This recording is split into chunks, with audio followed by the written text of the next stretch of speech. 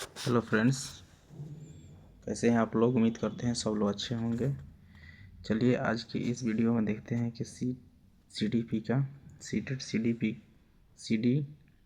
CDP का PYQ. ठीक है, आप लोग के एग्ज़ाम के मात्र 7 दिन बचे हुए हैं, तो इस 7 दिन के अंदर में हम 2019 से लेके 2024 तक के सारे सीडीपी के पीवाईक्यू क्वेश्चन करने वाले हैं। ठीक है, तो वीडियो में बने रहिए। चलिए देखते हैं। क्वेश्चन नंबर एक कह रहा है कि विकास लंबवत अक्षर दिशा में आगे बढ़ता है। विकास का यह सिद्धांत क्या कहलाता है? तो विकास का यह सिद्धांत आप लोगों का शीर्षगामी कहलाता है। क्या कहलाता है? शीर्षगामी कहलाता है। ठीक है, चलिए क्वेश्चन नंबर 2 देखते हैं। क्वेश्चन नंबर 2 कह रहा है कि समकालीन सिद्धांतकार बचपन को डैश मानते हैं। समकालीन सिद्धांतकार बचपन को डैश मानते हैं। इसका राइट आंसर हो जाएगा सभी संस्कृतियों में पवित्र काल। ठीक है, चलिए आगे देखते हैं 3 नंबर क्वेश्चन। क्वेश्चन नंबर 3 कह रहा है कि गतिशील शिक्षा डैश करती है। गतिशील शिक्षा डैश करती है। यह होते विविधताओं का सम्मान।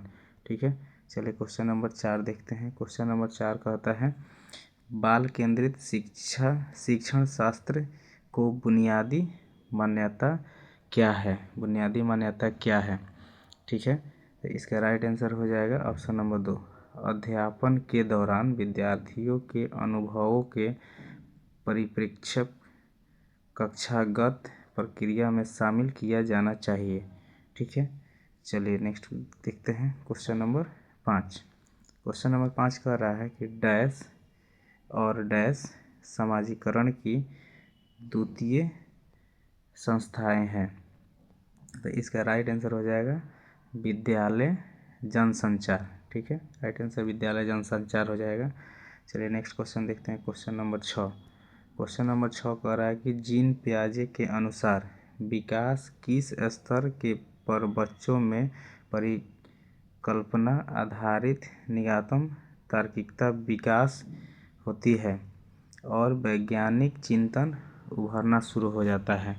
ठीक है, तो इसका राइट आंसर हो जाएगा ऑप्शन नंबर 1, औपचारिक संक्रियात्मक। ठीक है, नेक्स्ट क्वेश्चन नंबर 7 देखते हैं। क्वेश्चन नंबर 7 कह रहा है कि पियाजे के अनुसार कौन से 4 तत्व विकास को प्रभावित करते हैं? तो ऑप्शन नंबर 1 हो जाएगा परिपक्वता, क्रियात्मक, सामाजिक, अनुभव, संतुलीकरण।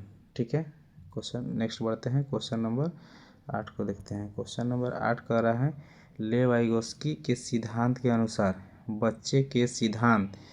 बच्चे के स्वतंत्र प्रदर्शन का स्तर, जो कि वह वयस्क के मार्गदर्शन या अधिक जानकारी वाले समकक्षीय के साथ काम करके प्राप्त करता है, के बीच का क्षेत्र क्या कहलाता है?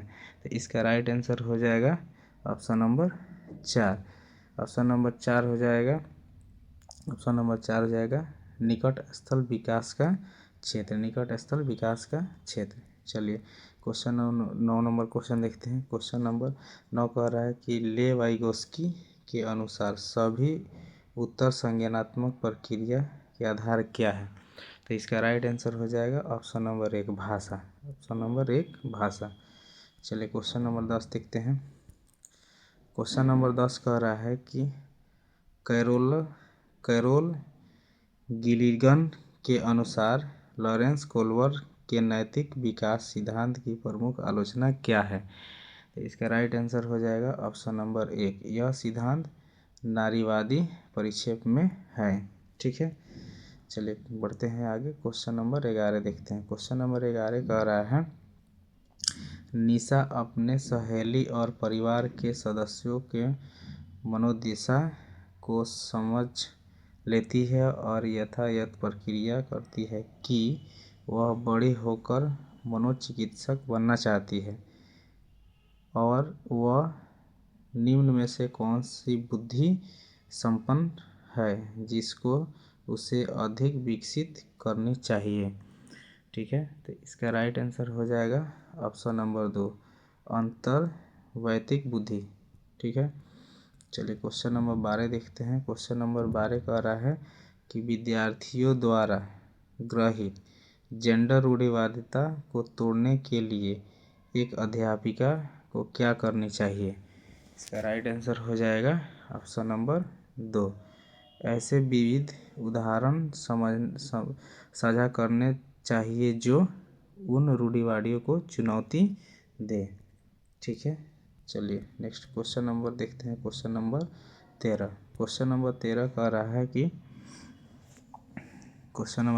रहा है कि हाशिए पर रहने वाले परिवार एक बच्चे की कक्षा के अवसर अवहेलना की जाती है, तब भी जब वह कक्षा में अच्छा प्रदर्शन करता है। कक्षा में इस प्रकार के और आचरण के लिए निम्नलिखित में से कौन सा समूह उत्तरदायी है। ठीक है, तो इसका राइट आंसर हो जाएगा ऑप्शन नंबर 3। इसका राइट आंसर हो जाएगा ऑप्शन नंबर 3। इसका राइट आंसर हो जाएगा ऑप्शन नंबर 3। ठीक है, ऑप्शन नंबर 3।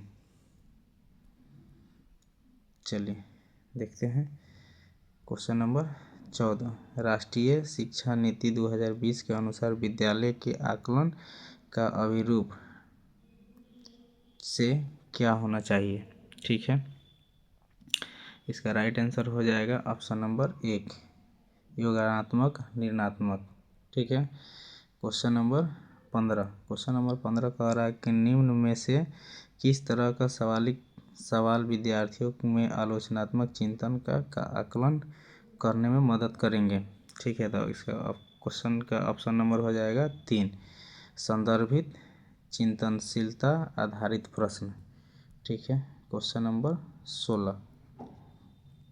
16 कह रहा है कि वो विद्यार्थी जिन्हें पाठन वैकल्प के अनुसार सफल समावेशन हेतु निम्न में से किसे वर्जित करना चाहिए। इसका राइट आंसर हो जाएगा ऑप्शन नंबर 2, मानकीकृत आकलन। ठीक है, चलिए आगे बढ़ते हैं। क्वेश्चन नंबर 17 देखते हैं। क्वेश्चन नंबर 17 कह रहा है कि निम्नलिखित में से कौन सी रणनीतियाँ समावेशी शिक्षा को बढ़ावा देती है। समावेशी शिक्षा को बढ़ावा देती है बंधामुक्त पहुँचे।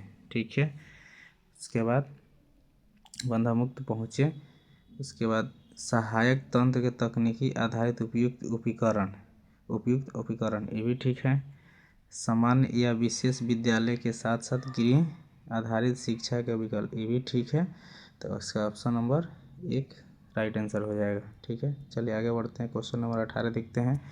क्वेश्चन नंबर 18 का अपसारी चिंतन विचार के मौलिकात्मक नवोत्थानात्मक जैसी विशिष्टता निम्न में से किससे संबंधित है। इसका राइट आंसर हो जाएगा ऑप्शन नंबर 1, सृजनात्मकता। क्वेश्चन नंबर 19 देखते हैं। क्वेश्चन नंबर 19 का समावेशी शिक्षा निम्नलिखित में से किस पर बल देती है। इसका राइट आंसर हो जाएगा ऑप्शन नंबर 1, समता। क्वेश्चन नंबर 20 कह रहा है निम्नलिखित में से अध्यापन अधिगम सामग्री दृश्य बाधित विद्यार्थियों के समावेशी शिक्षा में मददगार होगी। इसका राइट आंसर हो जाएगा option number 4, audio tape. Question number 20 कह रहा है कि निम्नलिखित में से कौन सा एक माध्यमिक विद्यालय स्तर कक्षा में सामाजिक संरचना ढांचे के लक्षण नहीं है। क्वेश्चन निगेटिव पूछ रहा है। ठीक है, क्वेश्चन निगेटिव पूछ रहा है, तो इसका राइट आंसर हो जाएगा आपको अधिगमकर्ताओं के स्रोतों को विधि सीखने के लिए नहीं, ये एकदम बिल्कुल सही है, ये हो जाएगा। अधिगमकर्ताओं को सवाल पूछने का तरीका, ये भी ठीक है,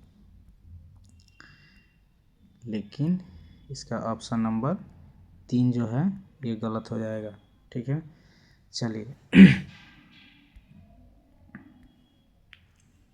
क्वेश्चन नंबर देखते हैं 22। क्वेश्चन नंबर 22 कह